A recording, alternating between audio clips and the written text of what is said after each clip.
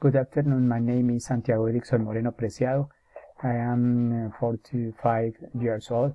In this video, I am talking about the use of social media in children.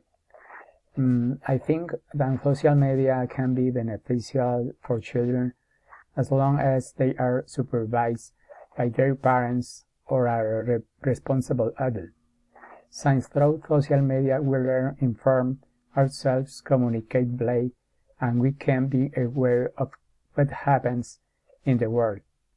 But especially in children, this can become an addiction, lack of concentration, lack of courage. They do not relate to other people, etc. That is why you have to be aware of and then look at what places on social networks they enter, and also be within them and advising them that it can be good or bad for them, and that may also be affecting their health, thoughts, and feelings, for which it may be causing suicide in many of these children, as we saw in the BBC video.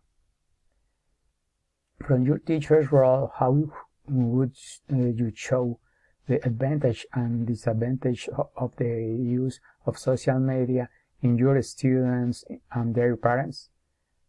I think I believe that social media are an excellent for our daily lives, but by learning to use them, I as a teacher can advise them to use social media to educate ourselves, researching scientific and relevant uses that help us to improve our interpersonal relationships and family, to learn to be more attached to what really serves and gratifies us.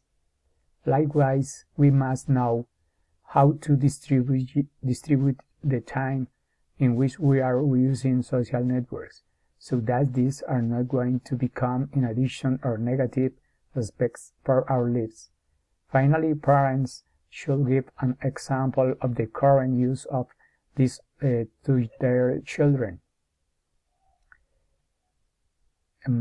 since it depends on them that their children know how to use and apply social media for their common good and that of the community where they live. Thank you very much. Bye-bye.